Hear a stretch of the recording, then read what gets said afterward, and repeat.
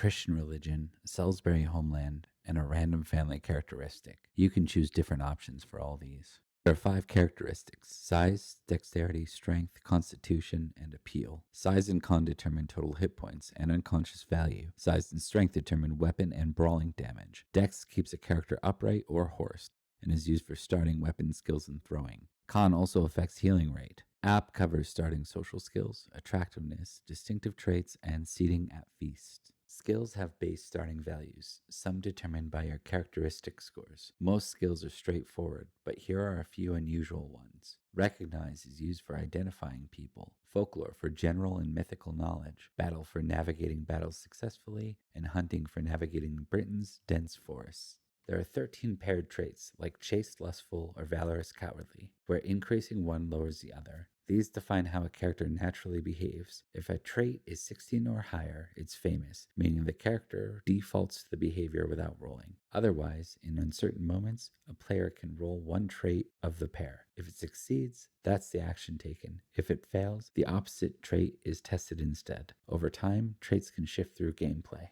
Passions show what your character cares about, like loyalty, lord, or love of family. They range from unsung 1 to 15, famous 16 to 19, and exalted 20 plus. You can invoke a passion for a bonus, but failure can cause melancholy, creating a -5 penalty. Or, in the case of madness, takes you right out of play. Famous passions are riskier, but exalted ones mostly help. In Pendragon, you roll a d20 and want to roll under your tested trait, passion, characteristic, or skill, like Price is Right rules. For contested rolls, the higher success wins, while the lower success is called a partial success. Sometimes you need to roll over a target number for challenges, like breaking down a door. Yeah! Rolling exactly your tested value is a critical strike. Rolling over your tested number is a failure. Rolling a 20 on a failed roll is a fumble. Bad news. If your tested number is greater than 20, the extra value becomes a bonus to your roll. This removes failure and fumble risk while boosting your critical chance. Glory measures a knight's fame for their deeds, directly granting permanent increase to their character. To be a knight is to pursue more glory. The more glory, the more recognition, and the greater the benefits to your character.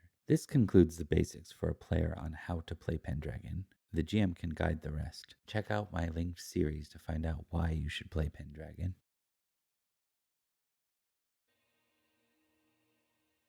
Oh no!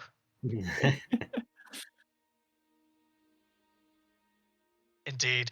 Hello, my name is Thomas, and I will be playing for this episode Sir Edrich of Winterbourne, Stoke, Marshal of Salisbury, though in his absence that title has gone to another worthy contender. And he is currently on a mission up north, and that is me. Perfect. And we'll go to Liam next.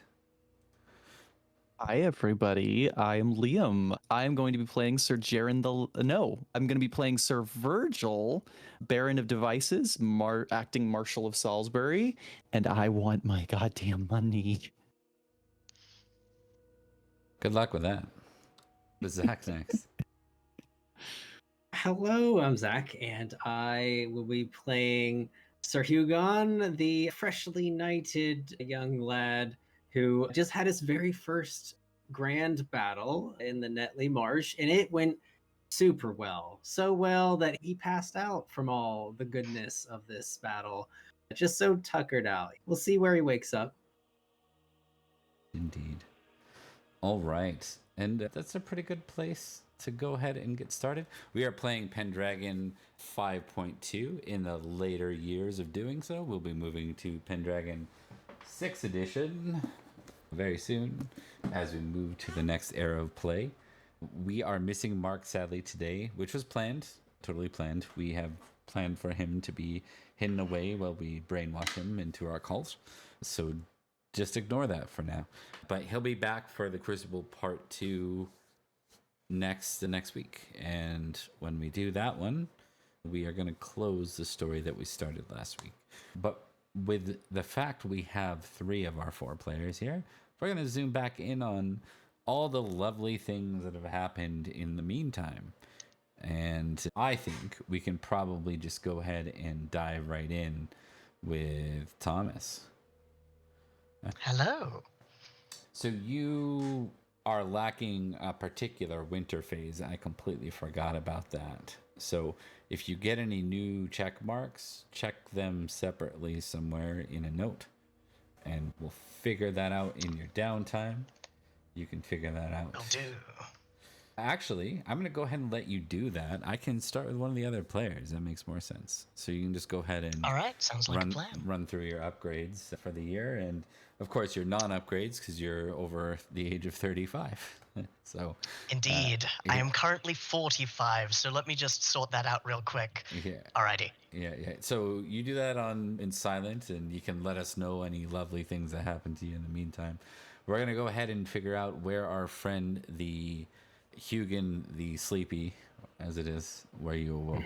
Why don't you fill us in, just because it's been a couple weeks. What did we last see of Hugin? Sir Hugon, while being quite the large knight, quite competent, he's still fresh. He just got knighted like the other day, and he's a little hesitant to be going into such a large battle, and he talked to a few people about that. However, like most, if not all of the Salisbury army, we did pretty well.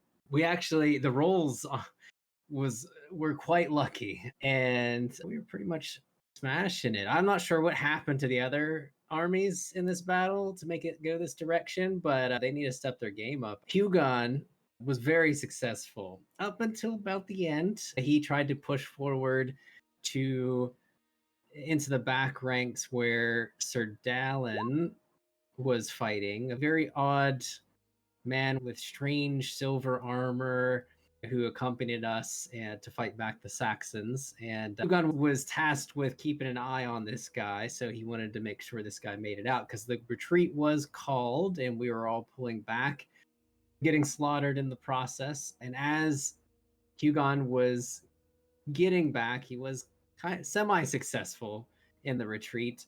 He was downing this one last Saxon that got in the way, and the last roll the Saxon had, I think with all the penalties, he was on the ground injured. He had the 4 total skill, so he had to get 4 or under to succeed. And he crit, of course he crits, and stabs Hugon, and that put Hugon into the unconscious levels. He had been whittled down throughout the whole battle, never got a major wound, just over the battle accumulated a lot of damage. And Sir Dallin came in, and we rolled, I think if we got a 19 or 20 on the D20, Sir Dallin would intercede and be able to get some breathing room for, I think Hugon's squire is Darren, Squire Darren, to get the knight on his horse and take a ride away with the unconscious knight. We left Sir Dallin in the ensuing chaos. Okay. So we really don't know where Hugon's going to end up. No. All right. Who would you say is the guide for where he ends up? Who is the guide? Who determines where our friend wakes up? Probably Perin. If Darren is going to do first aid, Hugon has a lot of wounds. Hugon's not far away from consciousness, I think. He's only a few points away. I'm not really sure how long it would take. Okay. I like that. Darren's a fresh squire, 15 years old. Let's start with the squire test, my friend. And a D10 roll.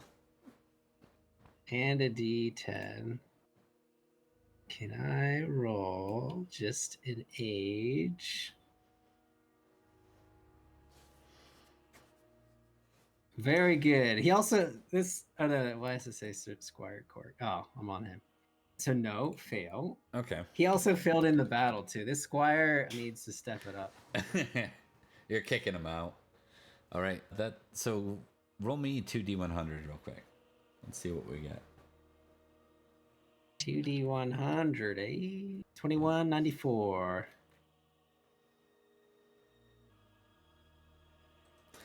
Perfect. So I think that more or less describes it. The oracle terms I got for that was leave path. I think your squire has managed to get you lost in the woods. in Camelot for. Imagine. That would never happen. Of course. So, since he's managed to royally fuck things up, let's at least see if he's able to, on the first evening, tend your wounds successfully. So let's get another squire roll there, because maybe you can at least wake up and help direct as Hugin. Helped. Let's see. Another age roll. Okay. Hey. Yeah. Roll a d3 for returned health. All right. If I he had did mark all failed, of my. leave path Yeah. would have meant Squire's not for me. Yeah, not really into it. One. There's two. You can test again. I imagine you have a number of wounds, right? Like probably 6 or 7. Yeah, I wrote them all down. So I have 2, then 1, then 2, then 1. So I have yeah. 7 wounds. I think he can go through 2 or 3 tonight and then more tomorrow. So this was the first one. If he fails one, it's going to be his energy. Like he's running out of his energy's lost and his robot self powers down. No, I think he's been through the whole battle himself too. So I think at some point he's just doing such a lousy job he stops. But let's see if he gets through all 3 for today. All right, I'll do some more squire rolls. 1, 2, and a third one. All right, he gets through 3 today. All right. So am I rolling another 2d3? Yes. All right, he has some work to do. This squire, that's enough. Are you conscious? That's a total of 4 points. I will be conscious. So unconscious is 8 health, and I am currently at 6. So I will be up barely. Okay, so you're at the point where you can't really do much aside from be transported, talk at a whisper, eat or drink with aid. That's where you're at right now. But you are awake. We can play this out. So Darren, right, is his name? Squire? Yeah, Darren. I forget about some of his details that we determined. I wish I remembered if he was cowardly or whatever. We used to screen cap that stuff, but I forgot to for him. I thought I did. Oh, I did. Okay, good. I can post it in our chat. All right. He is actually 17 energetic, 15 lazy. Yeah, so when that happens, you take the higher of the 2. Or like the first of the 2. Okay. Actually. Yeah. He fears creatures. Oh, good. In the woods. This is great. Yeah. Yep. And he's good at recognize. He recognizes dangerous creatures all around him always. Ooh, he's good at recognizes. What's his recognize score? 15. Okay. When he sees you wake up, he says, Master Hugin, welcome back. I was worried that you wouldn't recover. Hugon just blinks for a second, looking around. Yeah, you can hear like the crickets at night. It's like there's a fire set up. You're in the middle of the woods somewhere, and it's quiet and relatively peaceful. Tasting, his mouth probably tastes a bit irony from blood. Darren, did we win?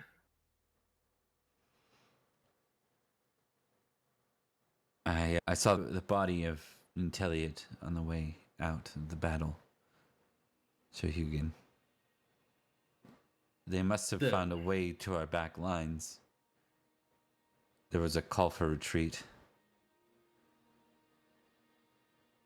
I remember the call. It's hazy, but isn't that the king? That's the king from up north, right? Nanteleod? Dead. That's correct. From Gales, over there. Back lines. Another Saxon trick, perhaps? We'll have to find the others. And Hugon's like looking around the dark woods. Darren, where... This doesn't look like a camp with medical supplies or surgeons or just people in general. So where are we? I was riding back towards Sarum on the path we took, and the path got strange. I'm sure in the morning we'll find the path again. It's got to be around here somewhere. Whatever I followed, it came to a dead end, and there's this field here, and the sun was going down quickly, and well, with your condition, I didn't want to push it. No, you did well, Darren. He must have got me back up on a horse and got me out of there. That's what counts. We may be eaten by a pack of wolves now, but at least it's not killed by a Saxon. And Hugon tries to smile, but it pains him. He's probably got smashed in the face a few times, especially falling off his horse. When you mention like a pack of wolves and there's like just some kind of rustle in the trees, he immediately turning around and you can tell he's a bit paranoid. Hugon, he grunts out a laugh as he sits up against a tree. We're alive. I'm not sure how many others can count themselves that lucky. We'll find the path in the morning. Hopefully. Never was the best hunter in the manor. This might be a little difficult, especially if we come across any of those. Said it got strange. I heard stories about the woods being strange. You believe in any of that? I've heard a lot of stories about the woods and wolves and such. Yes, I hear there are some very big wolves that like to prey on children and babies and defenseless women. Not on knights or strong squires like me. His bluff is so bad that you can sense he doesn't even buy his own bullshit. I think Hugon picks up on it and he looks out into the woods. I don't think we need to worry about wolves. We have my spear and sword. A horse, maybe. We just have to worry about the fairy creatures, I believe. And I have a charm for them, so you can sleep easy. I'm going to do a quick coin flip on a 2. It's fairies are the creatures he actually fears. Okay. There wouldn't be fairies in these woods, right? These are the Earl's woods. They're well guarded. There's knights that live in these woods, right? So fairies wouldn't live where knights are. Hugon weighs it in his mind. Normally, if we were sitting inside of a keep around the feast table, Hugon would slide a cup of wine across the table and immediately start just trying to get this kid to piss his pants or something. But we are still unsafe, and Hugon is still very injured. So he'll just hold up a palm. If there are any, they can't mess with us. I have a charm that'll keep us safe. A little thing, but to them it could be everything. I'll teach you it tomorrow. Yes, it's good. And tomorrow, when the sun is up, perhaps we can find the path or at least one of these manors in the forest. We will. A few prayers to the Lord and it'll be easy going. So, you've had a long day. Get some sleep and I'll take first watch. From right here, I think. And Hugon nestles in a bit more, like he couldn't move much anyway, but All right. And night passes. And Hugon completely lies about having a charm or a little ritual to protect against the fairies. He just wants the kid to sleep better. Understood. Oh, I think it works though, just like for little kids, like lying about that stuff works sometimes. Not that I have practical experience in that, but I was in fact a kid at one point and it worked for me. Okay, just to figure out what the next day looks like, I want to note that the battle happened on a Friday, so you are 2 days away from your next auto heal for the week.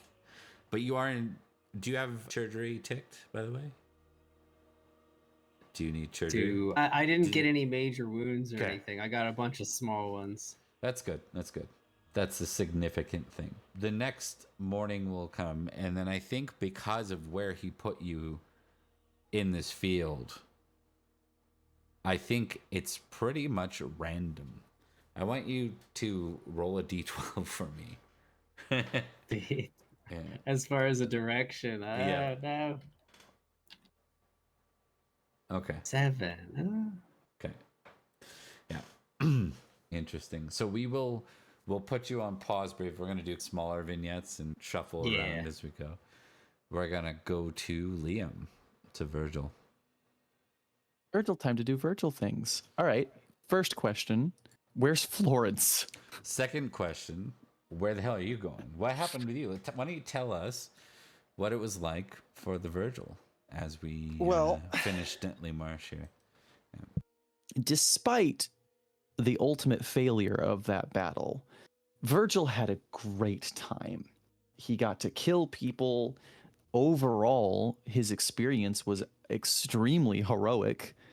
I'd say his performance was good enough that he could, in theory, be called a war hero for not just his defeat of Earl, what's his name, Florence, and the number of enemies that he slain, and his excellent work coordinating the Salisbury force to be one of the only that were not individually defeated so easily. But on top of all of that, he also stood behind and was one of the last men to cover the retreat once it was eventually called. So I think for Virgil, he would be in a great mood all around, except for somehow during the chaos, his most prized prisoner for ransom vanished, and no one seems to know what happened. Pretty much. Yeah, and that was where we left off with Virgil, is he wanted to try and pursue him, right? To the best of his ability. Correct. I can't remember if I made a roll already or not, or what, but I think Virgil's first priority is to his people, to his county, so he would make sure that the retreat was taken care of and that Salisbury was defended. But he wants that Earl. It is a point of pride for him, and it is also the solution to the increasingly drained Durnford, what's the word, vault? Coffers. Coffers, that's the one I was looking for. Okay. So I'm going to make this hard for Virgil. He's going to have to choose. He's going to have to choose between helping to see off the Salisbury knights and the others fleeing who are being harried. The ones staying organized are being harried by the Saxons on their way out. Yeah. And being pursued. Most not on horseback. So if they were turning and fleeing, it wouldn't be a problem. But there's actually knights guarding those on foot, protecting the soldiers and marching out in a controlled retreat, which means the Saxons on foot can keep up with them. So that is going on. The question is, which if you leave Florence too long, you end up with a cold trail? The answer to that is, the choice is that there is no choice, and I'll tell you why. Virgil has a selfish of 2 in general. While his pride is at a 14, his honor is at a 20. And I do believe that he would honor his duty here to... Oh, his loyalty lord's 18 as well. So between all of those different things, I think It is a black spot on an otherwise mostly pretty good day, and it is something that he will dwell on, but there is no choice to be made. For him, it's the duty of Marshall is to make sure his troops escape carefully. However, I think whichever hound or soldier was responsible for keeping Florence captive, I think Virgil is going to approach them and tell them that if they do not return with Florence, then they should not return at all. Okay. That seems reasonable to me. Because we get to then pursue crazy Florence, Madden Florence. We will say that There's a reason we put you, strange psycho, in charge. You're a good marshal. on a 1 to 3 is Lionel, otherwise it's one of the other ones. It's one of the other Billies or Jimmies or whatever. Yeah, most of them are unnamed, so you can do whatever you want with that. Hound number 9.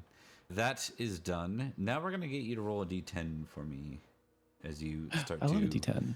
prepare your retreat. Bada bing, that's a 2.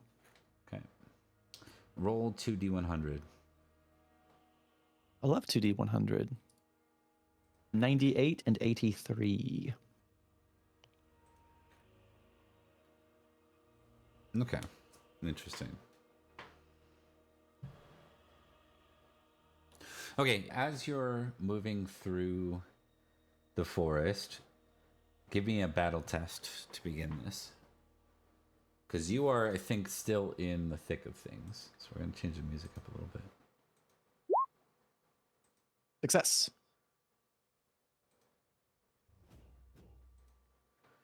Okay. Those who are pursuing you, if you recall from our time being Saxons in a little thing, some are blessed with certain powers. They can be augmented by their own Wodanic faith. And the ones leading the helm here are, in fact, those. They fight with a ferocity I don't think Virgil has ever seen directly. Or at least not so focused, right? Like normally you're just in the thick of a very big battle. You're playing defense over a unit that is pursuing you that doesn't seem to be slowing down. They don't seem to be getting tired.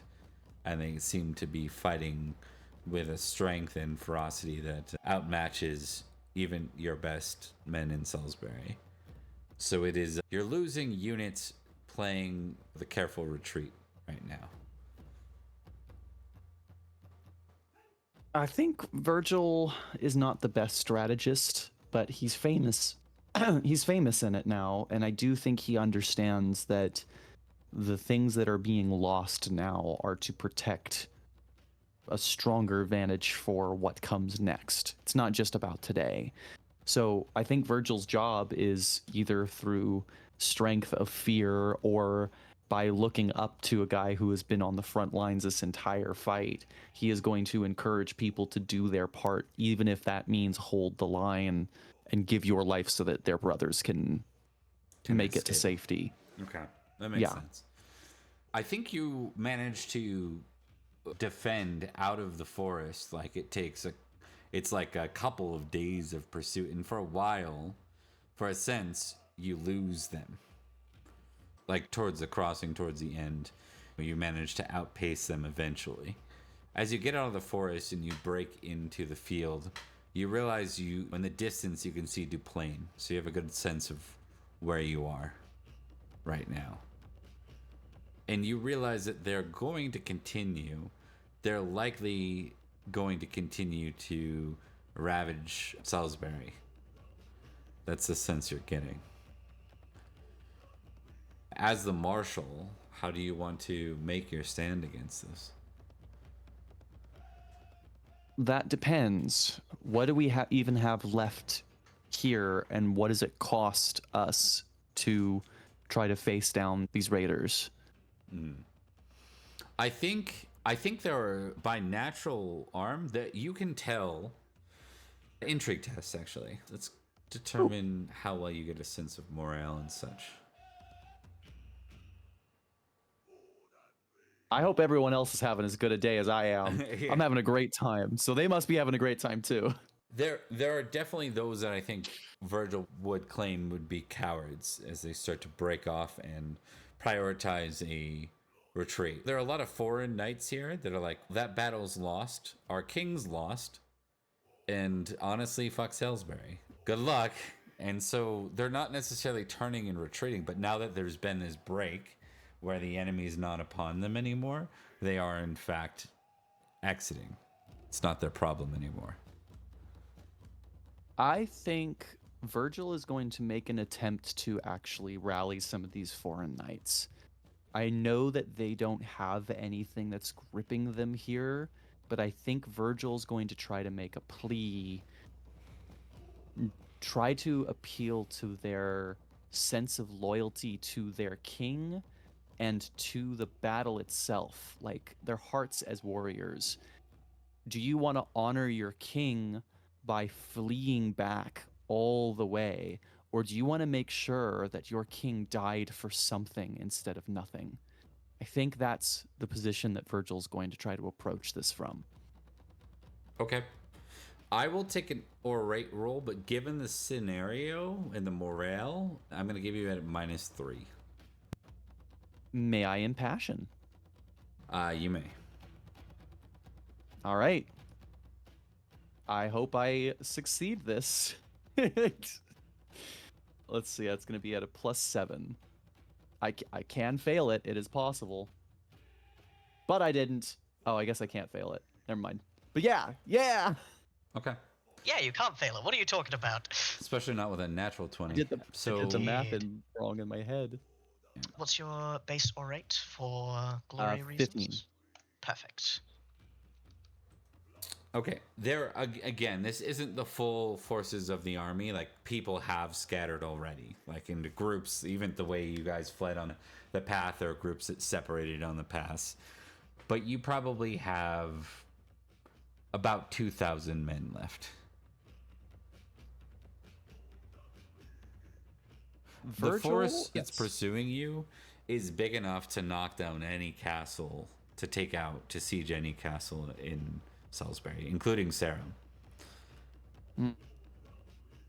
And is our force at 2,000 strong enough to try to rout that army under the right circumstances?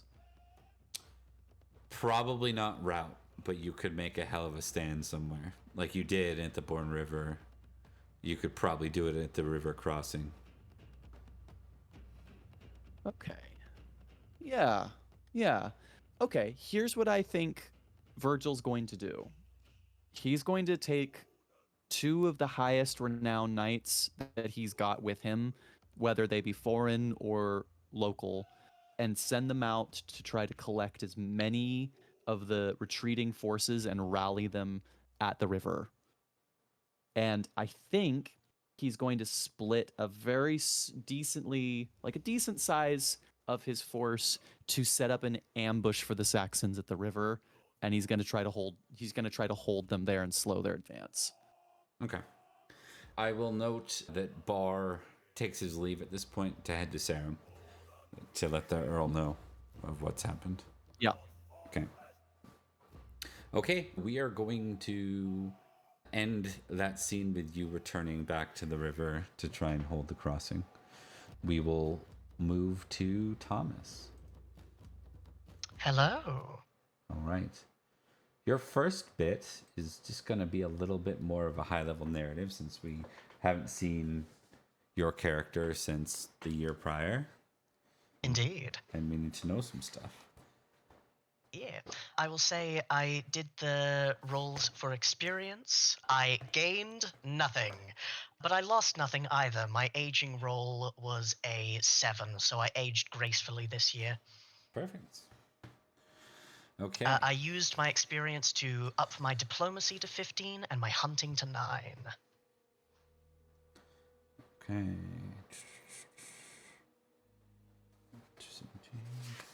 Just making a note of something here.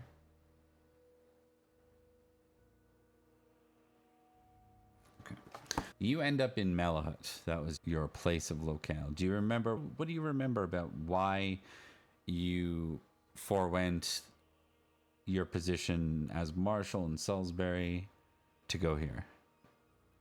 My Earl directly requested that I escort Queen Igraine up there to speak, I believe, to her daughters to do something. I think it was to try and get them to get their husbands to help. And also, it's an incredibly dangerous place. So the reasoning that was given by the Earl and his mother is, I might be very old, but I am a sneaky snake and I am a good fighter. Yeah, do you remember what reason they had to have diplomacy with the North? Do you remember the reason that they had to have diplomacy with the Centurion King particularly? Oh, the Centurion King particularly? Lot was fighting them. And I believe the northern kingdoms were attacking the Centurion King, possibly giving rise to thoughts that the northern kingdoms would continue to invade and fight down. Concerns that Edrich shared. That is your goal in spying. That is not your excuse for being here. Do you remember what your excuse for being here is? I don't remember the excuse for being here. The King Herat had offered some distant royal marriages to Salisbury and to others. Do you recall that? For those that would That's fight. right. I do recall that. Okay. So there was a goal to further that diplomacy, or at least to act in the place of that diplomacy. The real reason you're here, of course, is to find out what exactly is taking place. Quite, yeah. I think Edrich has a list of priorities in his mind, and at the bottom, which is still pretty high, is find wife for Robert. Yeah. So I believe that was even discussed. See if maybe there was anyone in particular that would be worthwhile. Indeed. So we're going to go ahead and give you just one intrigue roll to see what you did uncover while you're here. And then we're going to give you a recognize roll for additional information. Let's do it. Success on intrigue. Success on recognize. Okay. All the nieces that are offered are pretty underwhelming. You also learn that some of them have been offered to King Lot's subjects since last year now. So indeed, the things have changed. Lot has warred in Malahut. Malahut is now paying tribute formally to Lot. Indeed. Tribute enough that the Centurion King's relatives are being offered. Can't beat him, join him is basically coming down here. Indeed. So there is the king. Other folks you would know is Lady Anest, who is the one that Florence almost boned last time he visited here, or 2 times ago. Back with the Sword King. Back when Perin got his hand chopped off, Florence was trying to get with her. I believe he was also trying to sneak off to be with her when he ran into Octa in the stairwell. Right? Exactly, and that's how we uncovered the fact that they were dealing with the Saxons. We had to run like hell out of there. It is a testament to Edric's poker face that he does not mention it or look at all awkward. Yeah. You also meet the Centurion King's adult son. He is a very young knight, Sir Barand, or Prince Barand. Prince Barand? So you do not really meet with anyone of great import in the northern subjects. Unfortunately, like, you're hoping to get a sense of what the lay of the land looked like while you were here. But you didn't get much in the way of the lay of the land outside of what you could pull from the court itself. There weren't any subjects from beyond Hadrian's Wall, at least not anyone of great import. What you do, it seems that, what you do collect is that Lot has basically organized the 3 greatest kingdoms beyond Hadrian's Wall and the Picts all into subjects of his own. So he's done what Nanteleod did with Gales. He's united the north under himself. King Uriens of Gore and King Nentris of Garloth, who are the husbands of the other two daughters of Gorlo. So Lot And is the married to main reason Morgause. why, yes, Urians is married to Morgan. Morgan, And I Nentris think, is yeah. married to, I want to say it's Elaine, but I can't remember for sure. Yeah, neither can I. I will say that's the biggest reason why he was concerned about coming up here. Not because he's going into enemy territory, but because all of the king's wives probably know that he killed their father. Yeah, that's true. But yes, it seems like much of what has already happened and the biggest, juiciest nobles and pieces of information have already gone further up north or been taken from Malahide, yes? Got up there like too late to get anything too juicy. Yeah, indeed. At least in over winter and such. But in the spring, there is a new entourage that arrives from the north. And at its helm is Queen Morgause. And she has with her a series of knights from Lothian and knights from beyond Lothian. Indeed. I think Edrich will bow, but he will make no great move to speak for two reasons.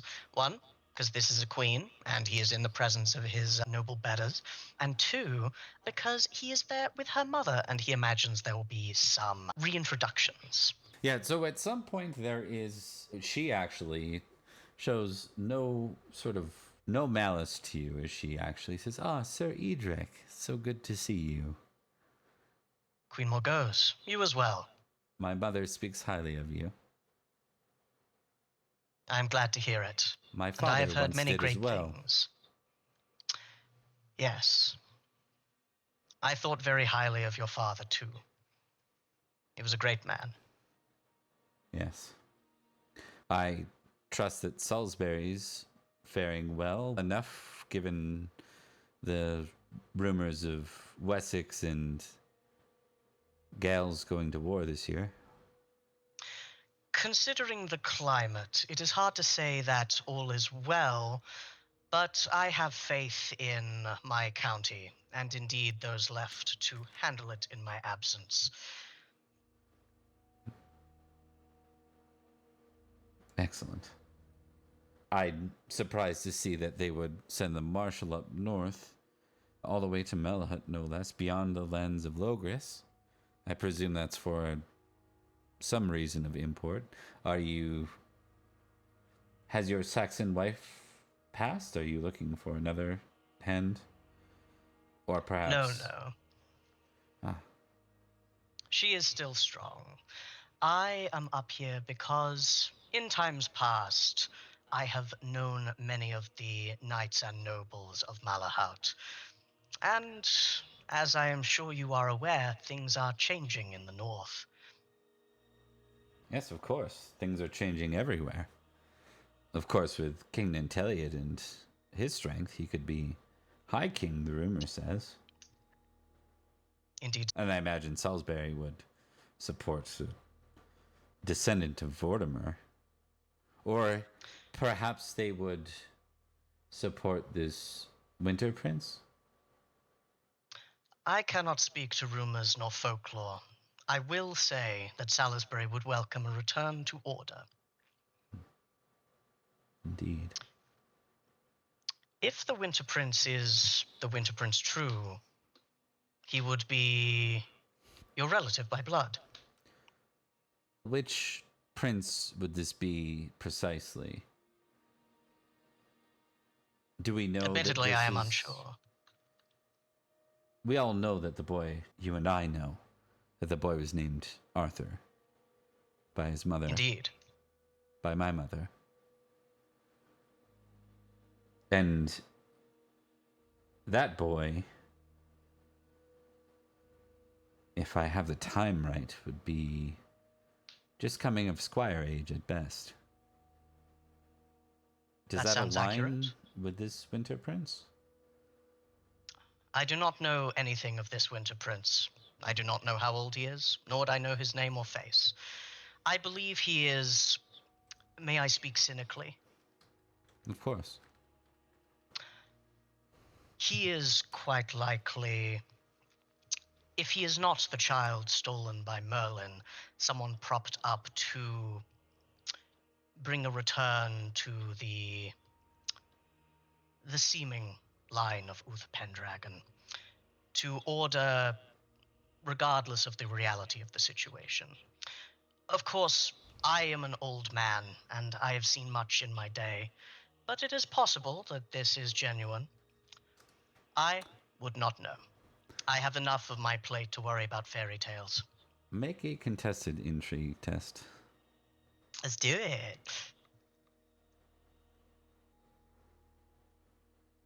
Oh, the lowest I could roll. Oh, she rolled bad too. She says, actually, what I want to know from you, is there any sense of Edrich playing dumb?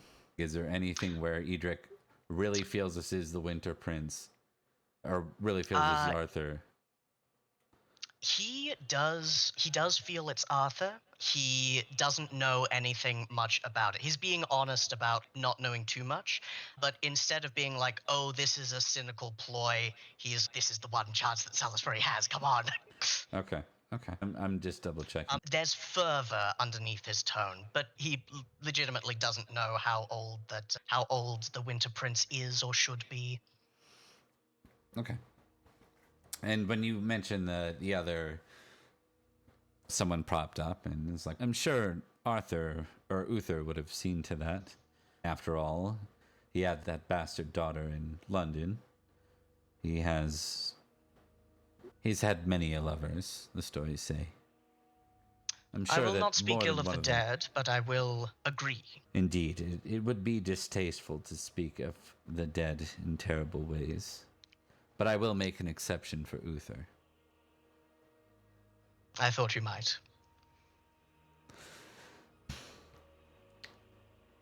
What of Maddox's son and those rumors?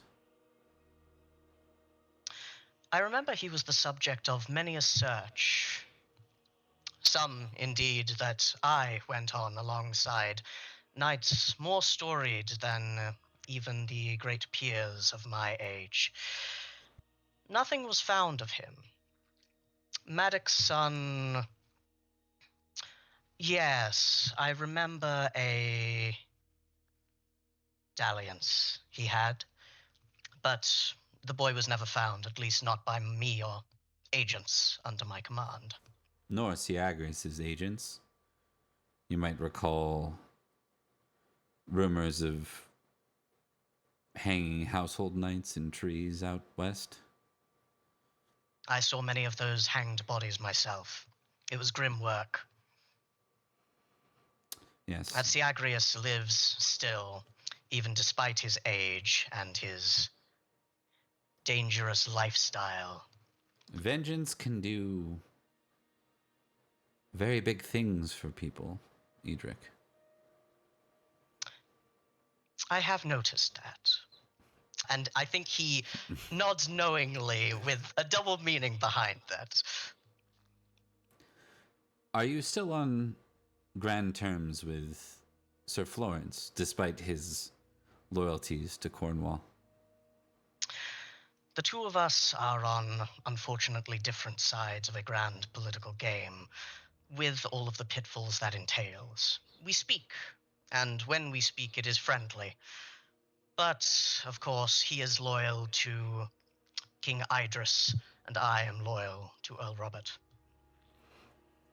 Yes, of course. Divided loyalties, but what I ask you is, are you on good terms? Is he still your friend? Oh, yes, we are friendly. Friendly or friends? We are friends. Then I have a favor to ask you.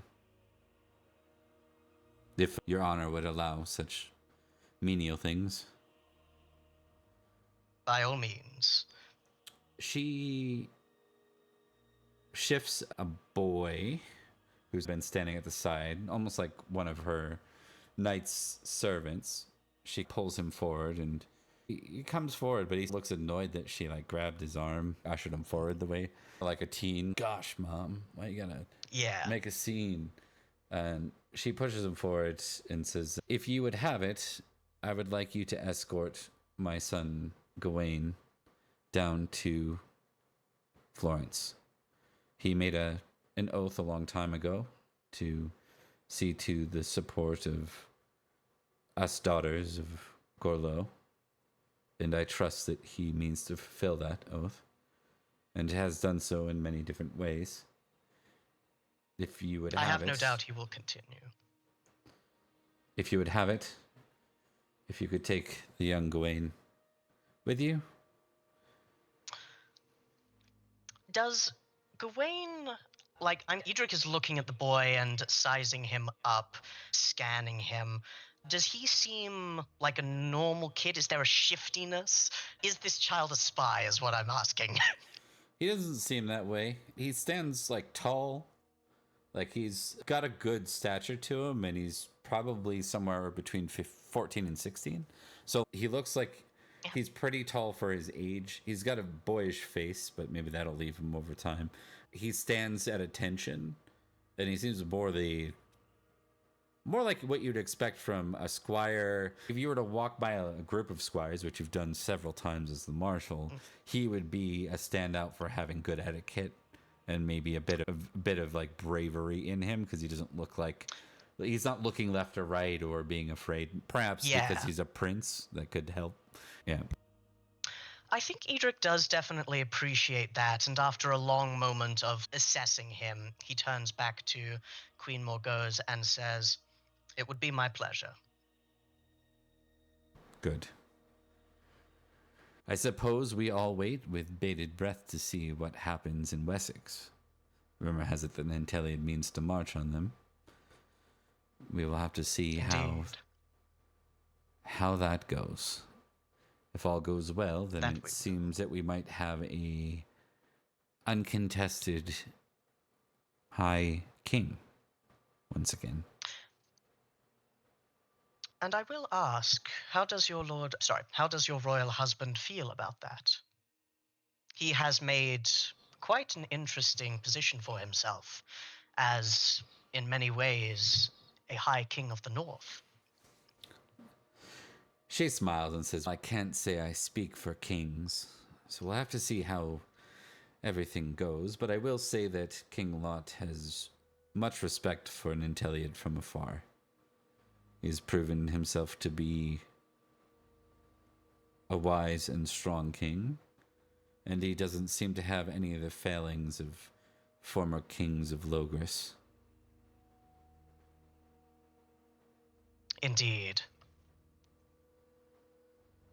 Fortune has been against us for now. Perhaps it is a turning point. But it would be, of course, a lie not to suggest that King Lot would not see himself as a candidate for the High King. He simply understands that Logres is not a de jure he has direct access to. Not direct access, you are correct, but quite close. I'm going to give you one more piece of intrigue here. You'll learn that Herat and Lot are distant relatives. So they go back. They have a shared lineage through the Brigantes, who were once the northern people here in Malahut who fought against Vortigern. And Vortigern wiped the floor with them, and their hero, who was like a potential contestant to the crown, to the High Kingship. And after that, using the Saxons, of course, he did. And afterwards, weddings and such have led to them being distantly related. So I forgot that. Very cool. Note. Okay. I'm going to cut back to Zach at that point. Is there anything else you want in that moment with Morgause? Because she will not be present for the next little all vignette. Is well. Okay. I think I got most of what I needed. Very cool to meet a little Gawain. Though I will ask, did I get the impression from her that, I know she doubted the identity of the Winter Prince, but did she seem like hostile to the concept? She beat you in intrigue. Indeed. It's hard to say. I think it's up to your. I think if I remember, Edric's like suspicious. What? Edrich is suspicious 14. So you can. I think you can choose lean on suspicion, or you can. You know what? Let's either roll or tick one. That's basically what it's going to come down to. I'm gonna roll trusting, and I expect to fail. Okay. Critical trusting. What? So why on earth would you trust that? Maybe. Okay. I think it's like this. If she doesn't believe that the Winter Prince is Arthur, that's one thing. But if he were her, he could see things going down two ways. One, this is my half-brother, born of a hated king, sleeping with my mother, who I don't like and would like to kill. Or, this is my brother, born of blood, he is blameless, and how can one blame a child for the actions of his father? Besides, a wizard stole him. He believes that the Winter Prince is Arthur, so he thinks there is not a bitter or petty enough heart in the world that would blame a kidnapped baby for who they are. And I think that's like the one scruple he's got. If he had failed, he would have gone, no, she's gonna kill that kid. Yeah, that's fair. I think it's safe to say too that the one thing you know about the three daughters of Gorlo and Igraine is that they all love their mother very much too. Yeah. So it's a safe thing to trust that their mother's kid would be someone they would support. Why don't we go ahead and get you to test a few things for the year real quick, because you did go on a bit of a journey. Let's do it. So this is for this year. So this is like your Battle of Netley Marsh thing. Test awareness, courtesy, hunting, intrigue, recognize, and religion. Oh. Awareness, courtesy, hunting, you said? Yep. Oh, failure on that. Religion? Yep. Failure. Recognize? You can tick the ones you succeed at. Yeah. And were there any that I missed? intrigue, but you should have that. You should have intrigue yes. ticked. And then temperate or indulgent, I want you to test while you're here. Unless you're famous. Absolutely. Yeah. I am not famously temperate, but I would like to be. Oh, failure still. Indulgent then. If you pass the one, you test, or fail the one, you test the other. Oh. Okay, nothing. Same roll. And then just curious, this doesn't make a ton of sense, but we'll see. Chaste or lustful, unless you're famous in one or the other. I am 15 chaste. I'm very close. Maybe start with the roll. Success. Okay. Yeah, you can tick it. Perfect. The one time I showed an interest in a woman other than my wife was because she was a succubus using magic on me, and I will kill her.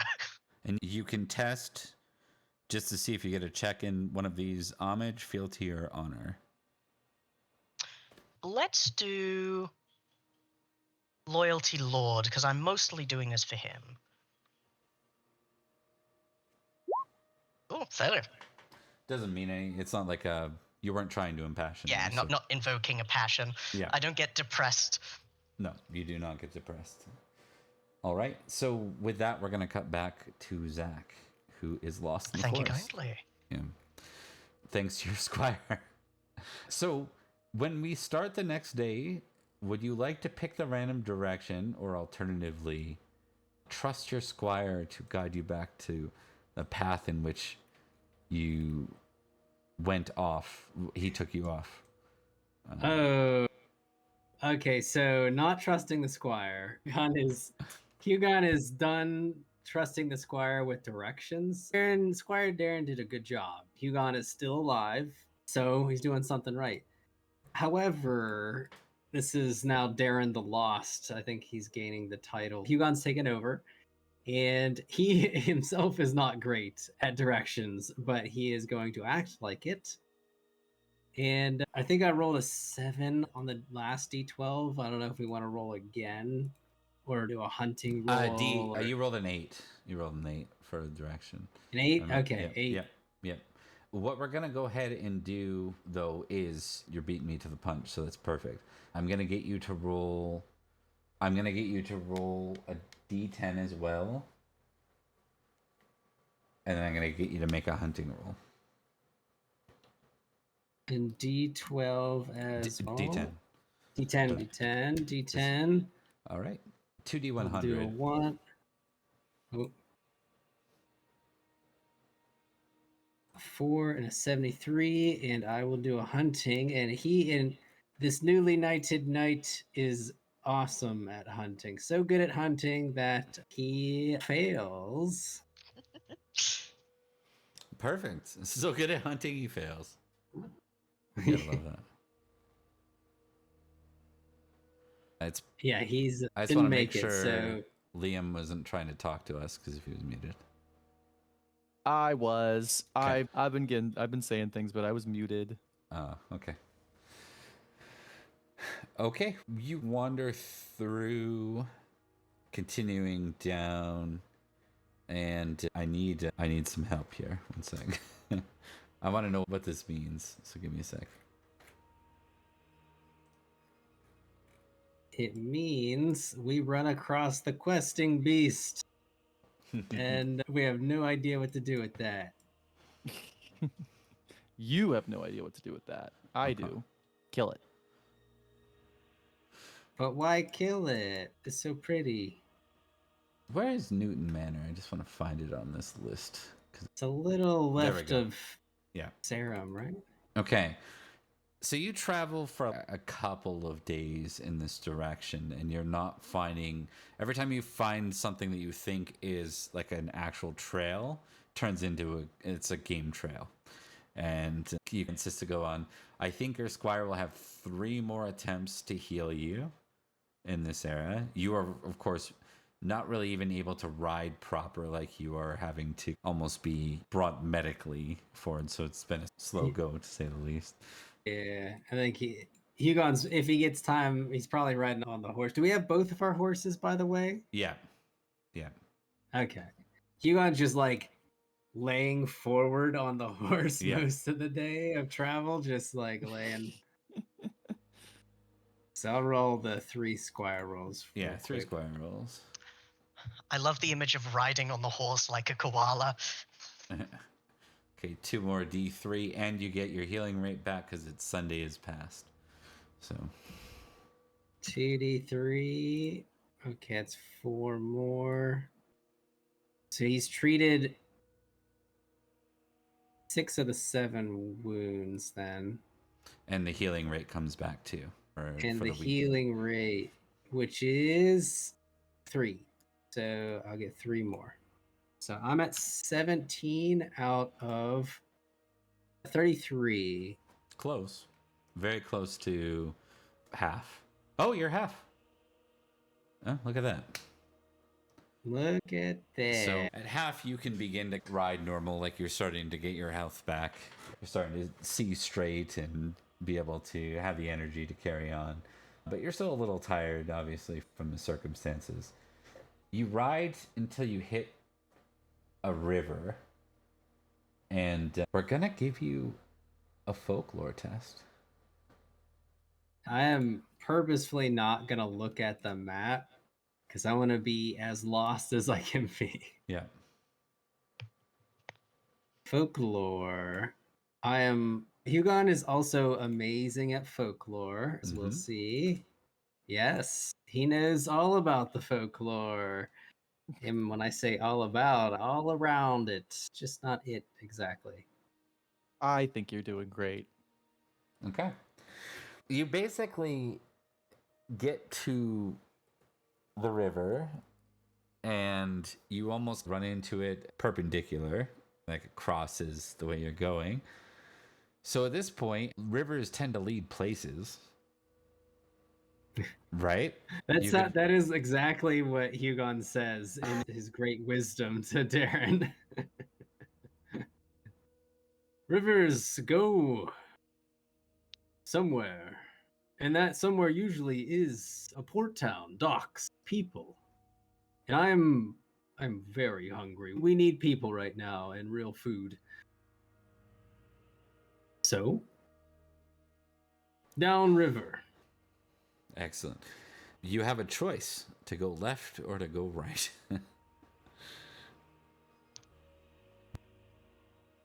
Left or right for downriver? Okay, you want to follow the river down. The flow of the river? Yeah. Yeah, how would a 5 hunting knight who is pampered by his manor and probably has people hunt for him do this?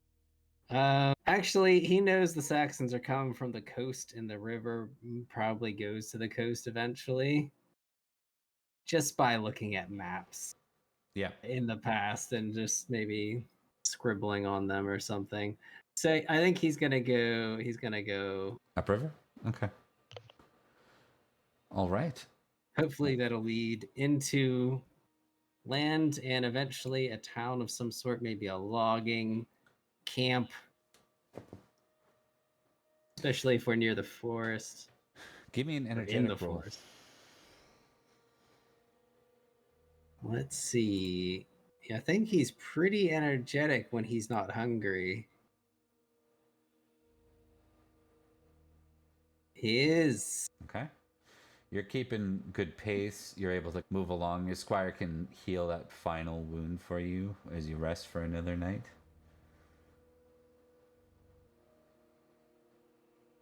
Oh, yeah. Let me do the roll first. No, he. Yeah. He tried his best and he failed miserably. Oh, wait. Yeah. He is quite. He's young. He's a young kid, very new squire, just as Hugon is a new knight, and they are both stumbling. Give me an awareness test as you're traveling. Awareness. We got a 50-50, and that's not a 50-50. That is. We see Hugon carry on. Actually, this is the story of your squire, too. Let's go ahead and give Bunny a test squire, too. Oh, is Squire Darren going to save the day? Nope. Of course I not. can't believe you thought he would. We I don't see know. you continue to What if he did? follow the river, and as Hugon and his squire follow the river, the camera pans back just a little bit, and we see like a clear path, not far, just hidden by a bit of brush. It just starts to deviate away from the river a bit, and it looks nice and wide, like bigger than any path we've seen so far. And the consequences of the fumble are you failed to find it.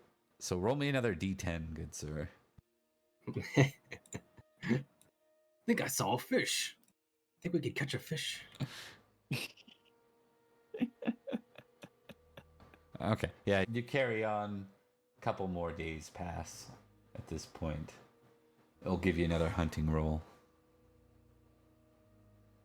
More hunting. Oh no! Oh, okay. I'm looking at your he family is- echo, and you're related to Sir Elian. Okay. Yeah, somehow there's a distant relation here. Yeah.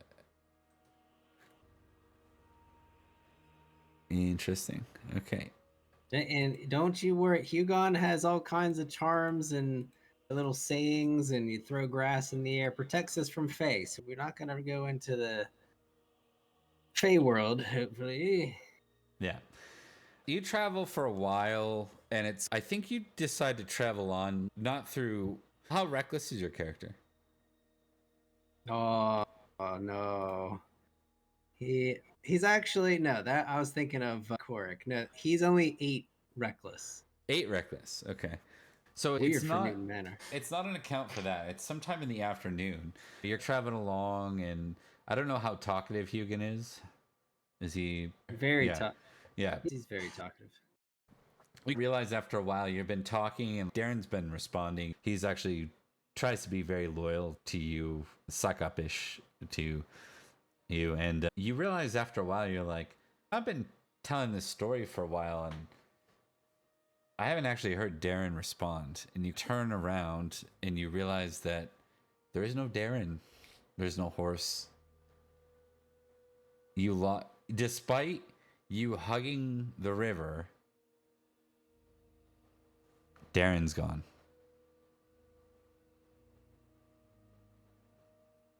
I think Hugon just blinks for a second. Darren, did you ride away? I didn't even hear you ride away. Would you go off in these bushes or behind this tree? And I think Hugon's gonna start like riding around a little bit, not leaving the site of the river, but circling back. Clearly, Darren is just falling behind. Okay. Now it is moving into evening. So if you do this, you might end up like leaving the river a bit, unless you're just going to trace your steps a bit. No, he's just gonna pretty much, he's not gonna lose sight of the river. He's just gonna, if he does leave the direct side of the river, it's just by 20 yards or so. But he's just gonna retrace his steps. He's not gonna do it for long, like into the night, I don't think. I think after not coming across him in a short amount of time, I think he is going to huff a little bit as he gets off his horse, and he's going to try to find some tracks if he can to see where they deviated. Okay. Let's try another hunting roll. Let's see how this goes. Seeing is... Should I try a passion? I have these passion things. You could. Seeing how you've been rolling, I believe in you. I think you should. I think Darren has done well by Hugon. I think he owes it on his honor to find his squire, to pay back saving his life. Let's roll. Go with honor if that's all right. Go for it. Hey. Awesome. Give me a tick on honor, and let's see how this hunting roll goes. All right, +5. Hey, look at Hell that. yeah. Oh, we got it. Would have succeeded anyway. Yeah, that's how it usually works. All right, you find him in a clearing, and Sir Hugon, I thought I heard singing nearby, and I ended up in this glade. I'm very sorry. You should have left me. Left? You know we're in this together. But you said singing in the clearing here? Hugon will ride up and perhaps getting back onto his horse if he's tracked him down and take a look around. Is there a direction it's coming from? You can give me like an awareness test to see if you hear anything. Another really good roll. You can add a +5 though. Oh, that is true. Let's see what that means. Yeah, things are looking up. Or that's bad. We'll see. Okay.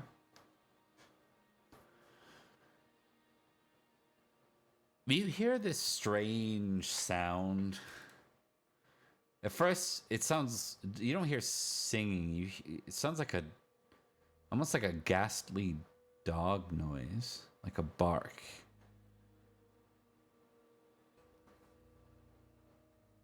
Hugon, he raises an eyebrow. It might be a wolf. Have you thrown the grass in the air and broken 3 twigs like I told you? I'll do that right now, sir. And he goes to do... Good. And as the squire is busy with this, Hugon's pulling out his spear, or at least getting it prepared, along with his shield. He's not in a solid state to be fighting, but he doesn't quite know what this is. And yeah, go ahead. I think he's he's just doing that for now until if something is coming his way. He's trying to sit taller or straight up in his saddle to try to get a look at what this may be. You hear that sound again, but it sounds fainter, like it's going away. But on the other side of the opening of the glade, like of the tree path, you hear the sound of something coming closer. And it doesn't take you long before you can tell that it is something on horseback. It is a horse. A knight, perhaps. Here's hoping. Finally, we found someone. And Hugon will wheel around and gesture for Darren to get on his horse as well. Darren will do. Hugon doesn't put his spear away or anything because we just escaped a battle that we did fight mounted knights in. You see a man on horse breach the tree line. I will start with a heraldry roll. I will note you're still impassioned. This is still the same scene. Right. Okay. Looks like a man. There is an immediate recognition of that. Give me a recognize roll too, because it's possible that despite maybe you don't pay attention to the heraldry, maybe you pay attention to the Faces. Yeah. Okay. Yeah, a little bit more. His description. It's a popular one in folklore. Don't worry too much about why. Maybe Hugon just liked the tale of King Pellinor. Oh, it was Hugon does like to feast, and at feasts there are usually great stories being traded of heroes and villains, and maybe King Pellinor came up in one of these stories. Yes, a king who forsook his very kingdom, depending on how you heard it, to undergo the ultimate quest, a quest that only he and his kin could fulfill. The hunt of the questing beast. And rumor has it he's been doing this, depending on the tale, for 100 years or 5 years. It depends on which version of the story you heard. Lord knows it's been a while since we've seen him. I think as the realization kind of comes over him, Hugon's mouth drops open for a second.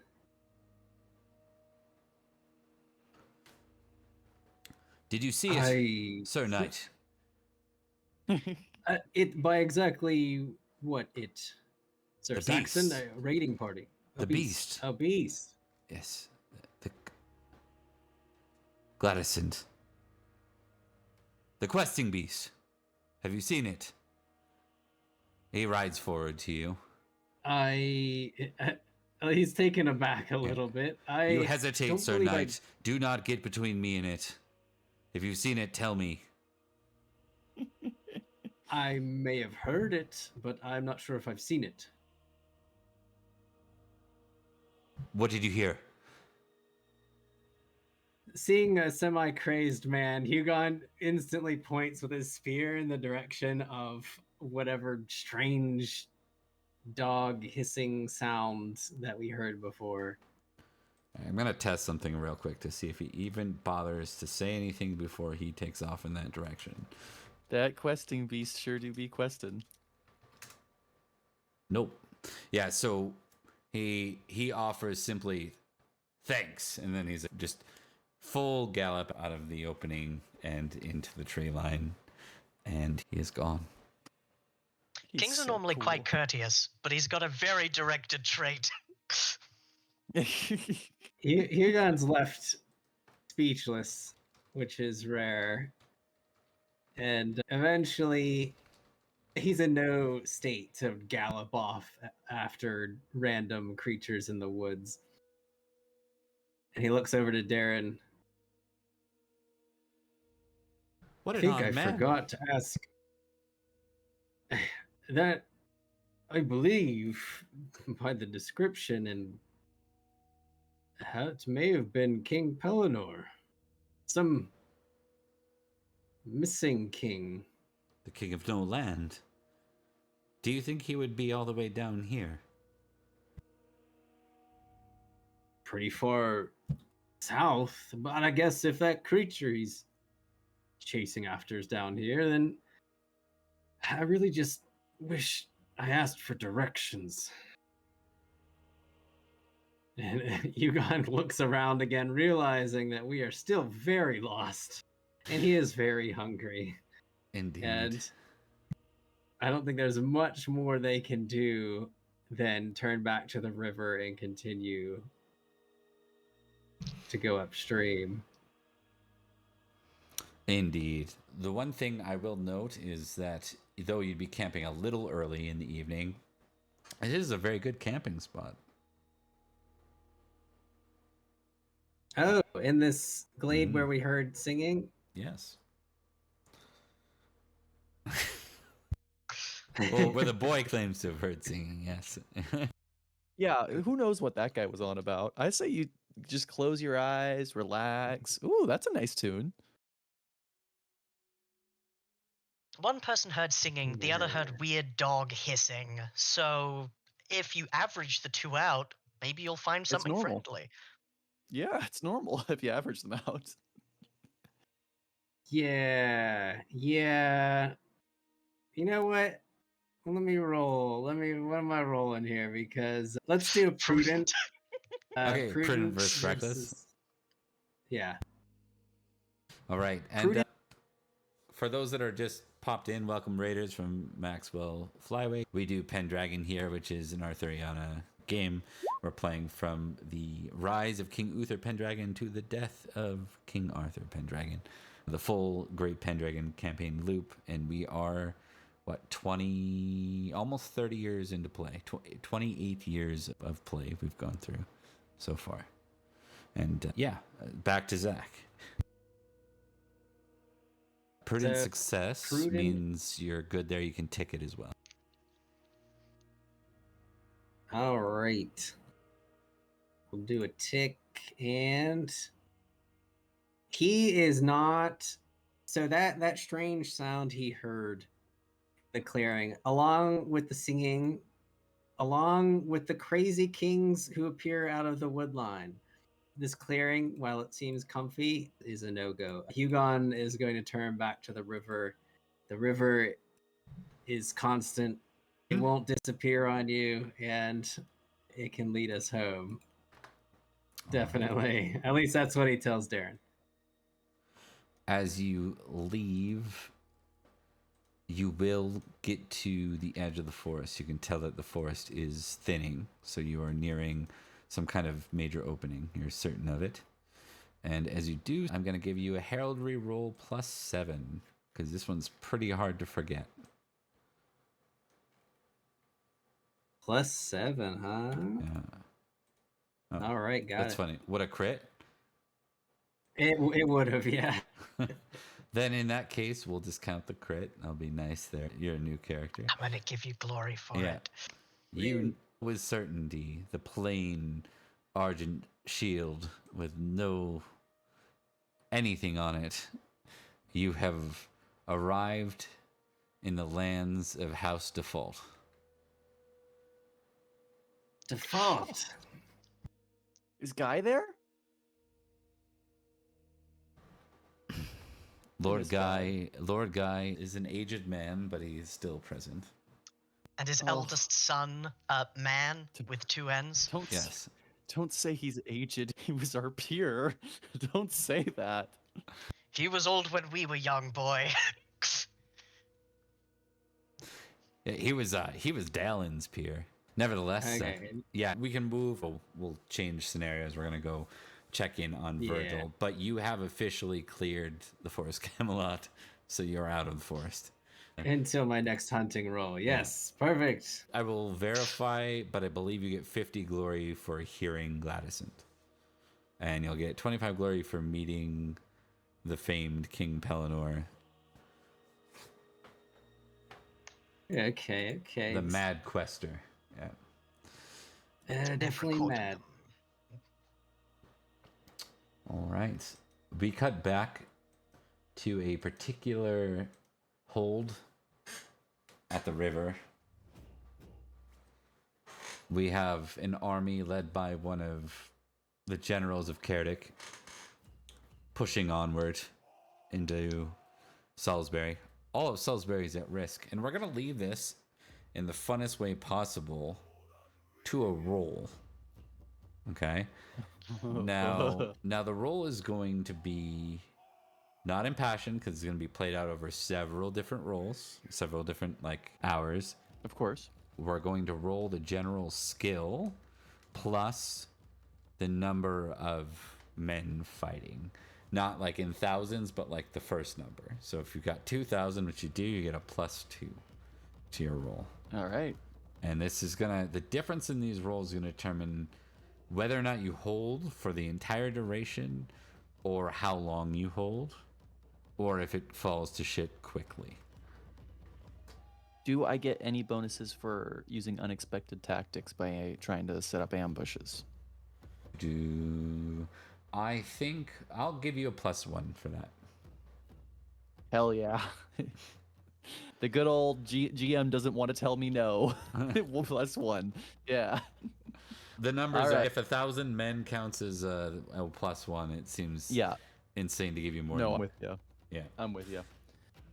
Okay, what's my first roll here? This is just a straight battle versus battle. There is no first. This will determine all the marbles of how this goes. That's not a high success, though. That's not good. That was an 18 + 5. I want to make sure I did the roll right. 17. Roll the 17 + 5. Okay. You did succeed, so you got a partial success. They crit. I think you realize that as you hold the ford, the Saxons are quite crafty, and in the middle of the night, they actually find ways to ford the river, not at the crossing. So it's like you hold for the first day, and then you're at a threat of being surrounded if you don't get the hell out of there in order to retreat. Now, the safest place to go would be Sarum. You bought about a day, right? And the safest place to be with Sarum would be Sarum, but also that would be probably luring the army to Sarum. You could choose to try and basically defend. It's a matter of, are they bringing the army to Sarum? Is that their one goal? Or are they here to just ravage Salisbury?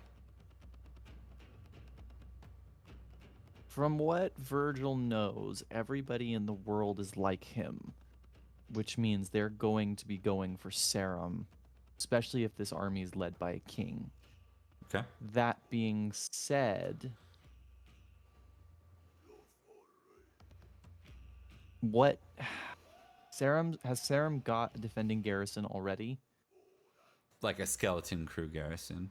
So, for example, the Crucible Squires, Knights, they've got enough to maintain, but not enough to hold a defending army. So, in that case, I think Virgil's play here would be... Now, all 2,000 men can't garrison inside the Sarum, so I think he'll send as many as is necessary to hold Sarum to Sarum, and then keep the rest of his forces out as harriers to try to harass any sieges that are set up and counter any raiding parties that split up. But I think in general, the tactic is going to be skirmish. Stay a little bit ahead, harass. Stay a little bit ahead, harass. Okay. Keep them in sight, but don't let them catch you. You will be kiting in a direction, the enemy, in this format. What direction do you want to kite? Towards the plain, north, towards like Winterbourne, Gunnet, Idmiston, and such, Pit and all that stuff, or towards Sarum? Those would probably be the three reasonable ways to go. Away from Sarum, I think northward towards Silchester. So northward towards Levcamagus? Like that route? Yeah, I think that would be the best bet for us to run into other retreating forces and try to pull them as far away from Sarum as possible. But again, it depends on what they do. If they're not following us, then I don't want to commit to that so that I'm away. Yeah, totally. They will. I'll explain. They are here more to ravage than they are to conquer. Gotcha. So they This is the third time that Saxon armies have ravaged, for no fault of his own, Sir Urban's house. Fault, because Fault's way off towards Camelot Forest. We explained that already. So No, yeah, up north with Sir Urban's house, as well as Idmiston as well. So it's biting Florence in the ass that he was in that army at all. I'm just noting that there's no fault. That's elsewhere. Yeah, no fault. Yes, he's southwards. I think I think in that case, away from Sarum is the play. And again, just make it as difficult as possible for them to raid effectively. If they stop to make camp, they'll get raided in the middle of the night briefly in hit and fade attacks. Like, even with the number of troops that we have, the best bet I think Virgil sees is that he'll always have fresh soldiers. He can't stop them in a single fight. So, just going to make it not worth it for them to be here. That makes sense. I guess before we continue, I'm going to get you to quickly roll. These are going to be 7, 5, and 5. I'm going to give you for command. This is going to be test against battle is 7, test against orate is 5, and a test against weapon skill of your choice at 5. So 7, 5, 5. What that means is that not only do you have to succeed with a 7 or greater, succeed with a 5 or greater, succeed with a 5 or greater. If you don't, those are partial successes. For the battle, I think he's gonna test Loyalty Lord as a passion. I'm scared. That's a success. Okay. So I'm apply getting that. +5 to this. You get to apply that to 1. Oop. Yeah, just to 1 of the. Yeah, just to 1. Yeah. Okay. Okay, success on battle, which is good because that would have been a failure by 1 if I hadn't done. That's the most important it would one. not have been. It would have been a crit. Yeah. No, it would have been a failure by 1. I have a 16 in battle. Oh, that's right. Oh, then you would have rolled a 16. Oh, that would have been a crit then. Man, bummer. Sorry. That's okay. It's all right. Okay, then I'm good on sword. I think it makes sense to impassion orate with honor, if you're all right with that, Bob.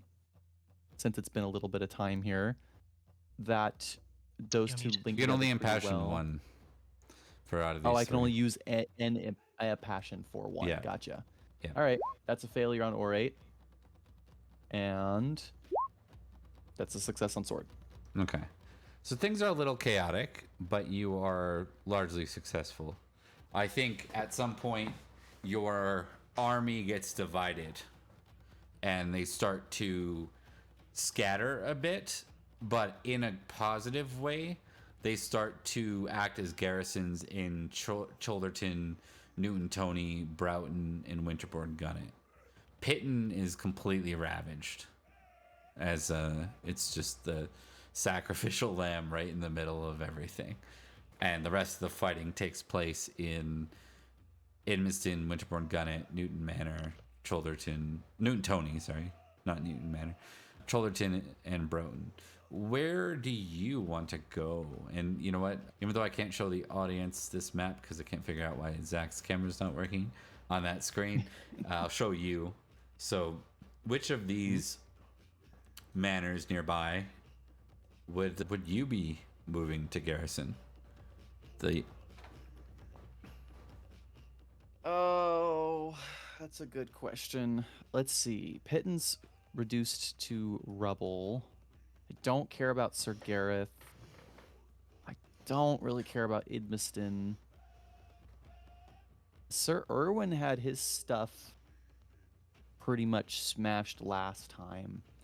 I think he's my strongest ally now that Edrich and I are feuding. I think Virgil will commit to Cholderton. Okay. Sounds good. That makes sense for trying to lead them, bait them more towards Chichester as well. Yeah. And I want you to make a...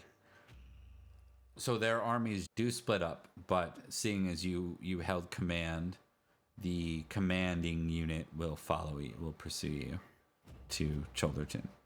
The rest split off, obviously, as I noted. So you're just fighting that same general that you fought prior. I need you to make a siege roll +8. Because that's Childerton's defenses.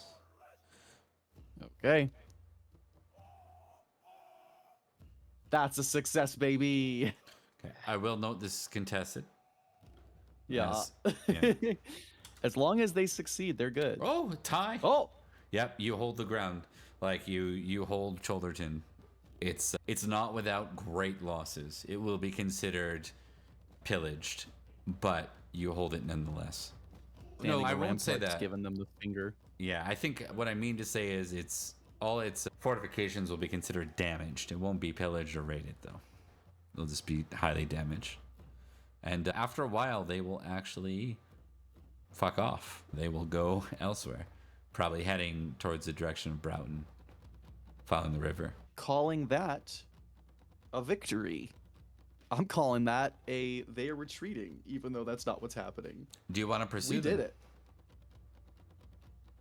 Oh.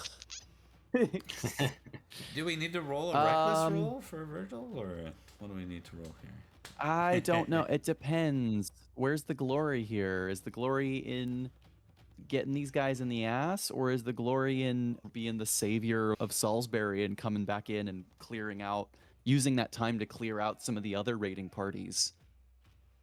I think it's in clearing out the other raiding parties, but I don't know. What do you think, Bob? Is that I think the that even reckless viable? action. I think the reckless action is pursuing the army. All right. Yeah, let's get them. Yo. Fuck them. Fuck them up. Give me a tick on reckless. I'm gonna bite them in their. That's already ticked. I'm gonna bite them in their ankles the whole way as they leave. And then I want you to do a battle roll +1. +1? All right. That's a success. Hey! Oh, they fumbled! Yeah, Phenomenal! Okay. it worked. You push and you push them back towards Broughton as they fight. And the fumble means they choose not to try and they scatter around Broughton, or they look like they're about to. And then we hear horns from the other side. And we see another army coming the opposite way to meet you. And we see the banners of the Black Dog as Virgil This and is gonna be so weird. Perin encounter each other, probably off screen. Maybe what would be Oh fun. no! Yeah. I don't want you- Virgil's gonna be so mad. Yeah. You know what? The Black Dog. First off, Virgil is nearsighted. So does he even recognize? That's true. That's true. Does he even That know it's can't be my Perin? brother. And then Perrin's That probably can't be still my trying brother. to That guy's hide. got a second arm. Yeah, That guy's got both arms. it's true. Yeah, it can't I be must be him. mistaken. Unless he succeeds, like, unexpectedly on his awareness, and then he turns into Director Krennic. We stand here in the midst of my achievement, not yours! Let me ask you one last thing, Bob. Yeah. Do I get any cool prisoners or banners for routing the much larger force that was it led by a king? Is that right? No, it was led by one of the generals, Gotcha. as noted. But you will get him as a captive. It wasn't a much larger army by the time you were facing him down. It was 1,000 men to 1,500 men. So it was still in his favor, but not enough to warrant more than a +1 for him, which led to a fumble, because if it was a +2, he would have critted. Needless to say, He got overconfident. You'll get him. He'll be worth considerable money if he's ransomed back. And Wonderful. on top of that, I think if Perin is still trying to hide his identity, at least from his brother, this can simply be an intrigue roll for Perin versus a recognized roll from Virgil to see if the exchange Oh, goes this is by. so charming. Yeah. Without This Virgil. is so charming. Okay, sorry, Virgil. This does not look good for you. Okay, recognize. Oh, okay. All right, recognize from Virgil. Pretty much ends there. Should he get a plus for how that's his brother? It's his older brother. So, Probably. Yeah, the most I would have given is like +5 because let's roll first off, because if he crits, then yeah. I think the thing about Perin is he's actually really good at intrigue, And I think he's capable of keeping himself out of a position where his brother can see him. He's got a beard now. He's got a beard. He's been throwing his voice. He could keep at a distance so that the facial features aren't apparent. The voice doesn't sound the same. He would have seen the banners. Yeah, he would have seen the banners. Would have sent somebody in his place to be him in front of Virgil or whatever. Yeah. All right. If I would have given Virgil a bonus, it would have been a +5, and it still would have been a failure. So. Yes, it would have. All right. Wonderful. I think, boys, that's a good place to call the night. I know, Thomas, we didn't get a huge return for you back, but we'll be picking up with the next session. We'll be picking up with the Crucible's conclusion and then flowing back into the aftermath of this, because we've only passed a week since the battle at this point. Indeed. And it makes a lot of sense. Yeah. I was absent at a character for a while, and in character, I was on the other end of the country. Yeah. We met another future Knight of the Round Table. We met Gawain tonight, the son of King Lorgos. Yeah. We've met many of these NPC knights that will be roaming around, and Pellinor as well, I guess. I haven't seen him for a while. But why don't we do some outros? 80. Yeah. We'll start with you, Thomas. Hello, my name is Thomas, and I have been Sir Edrich of Winterbourne, Stoke, doing some sneaky intrigue and marriage business. I wanted to see if there was a possibility where I could explore and try to find, like, the murderer of Sir Jareth while up there so I could bring them back, but sadly 'twas not to be. Ultimately, I had a good time, and it's good to be back in the saddle, even if said saddle belongs to a 45-year-old man who is getting up there in years. It's always a delight to play, and that's been me. Awesome. We'll go with Liam next. Hi, everybody. I have played Sir Virgil Devices, the Baron of Devices, the acting Marshal of Salisbury, and also just a tiny bit of Percy the Black Dog. Virgil had one other wonderful set of days where he has been everything that he hoped he would be. He's crushing it. He's doing great.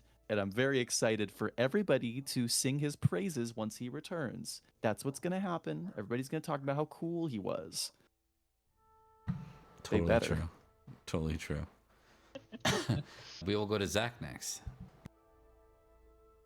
Hello once again. I've played Sir Hugon, the heir of Newton Manor, and he's had a wild time. I think he's learned quite quickly, don't go in the woods, and he's gonna hammer that into his squire's head. Don't go in the woods. Just don't. It's not worth it. It's not worth it. And he did get to meet some cool people, but I'm sure it was a miserable trip of just recovery, traveling on horseback for days, being lost and trying to not get eaten in the woods. But they're back. They're back. They finally found the Fultz Manor. We'll see what's left of it when we get back. Indeed. For those that just stopped in, just want to say thank you, Raiders, from, let me get this right, Maxwell Flyweight. There we go. I always mix those words up in some interchangeable way. Welcome in, gang. We do Pendragon here Sunday nights, Tuesday nights, and Friday nights, all in an interconnected world. We're playing a very long game from the death or the rise of King Uther to the death of King Arthur in Mythic Britain, and we're using the Pendragon role-playing game. We started with version 5.2, and we're moving to the brand new 6th edition in the next era of play. We are going through a period called Anarchy after the death of Uther, where basically without Logos having a king and with all these Saxon threats, the world has been quite disastrous for our players across multiple games. And we'll see if that changes or continues. We'll find out soon. We also do other games here. We did Legend of the Five Rings. We'll be doing more of that eventually. Under Liam, we're doing some other side mini projects. Some of us also play over on the Cat's Meow Show, who wanted to shout out Mark, who's absent right now. We play Vampire over there predominantly. We are playing through the House of Tremere, and I play the mid-level manager in that game, going through as the Chantry head and the regent. No big deal, but it's like maybe Gehenna should be fine. And Zach also plays in that. Yeah, Zach plays our lovely, totally not coping young vampire of that game, and Zach took on what was originally in this game a NPC manor, the villain or antagonist of the first game. He took on that manor and has been playing guest roles this year forward. He's going to be continuing on in a non-guest capacity as our fourth player. Welcome in, Zach. We're going to go ahead and go to BRB as we find someone to raid out to. Stick around and we'll pass on the love elsewhere. Thanks for watching, y'all. We'll see you next time. Farewell. Bye.